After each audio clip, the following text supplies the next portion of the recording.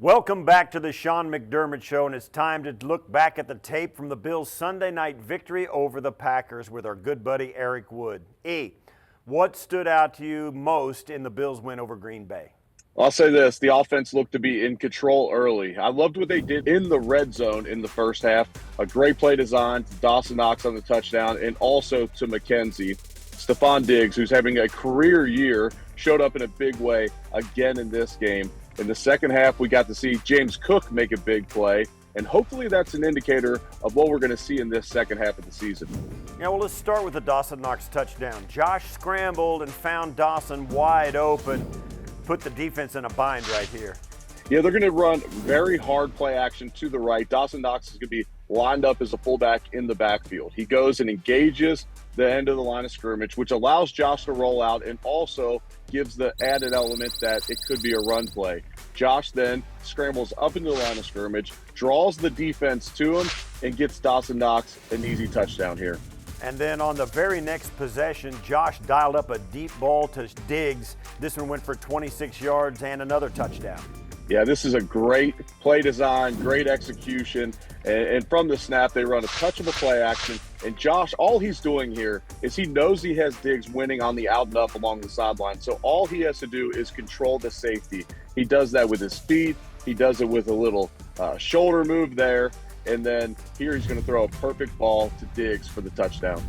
And then on the next Bills possession, they also drove down into the red zone and gave it to Isaiah McKenzie on a jet sweep, also for a touchdown. What'd you see here? Isaiah McKenzie was used a lot in the red zone last year. We were wondering when he was going to get going. They utilized him here. The entire offense is blocking outside zone to the right, except for Deion Dawkins and those on the left side of the field. And so Deion Dawkins does a great job of springing McKenzie towards the edge. He gets that block, which allows him to get in space. Isaiah McKenzie is so dangerous in space. Hits him with a little stutter step, knowing that all he's got to do is get to the pylon, and he does it, makes the guy miss, and gets in for the score. And then this was big. Just before half, Josh connected with Diggs for 53 yards to set up a field goal. What did you see on this one? Yeah, Green Bay was going to get the ball coming out of the half, so the Bills wanted to put up points on this drive and get themselves in at least field goal range, and they do it on the first play of the drive.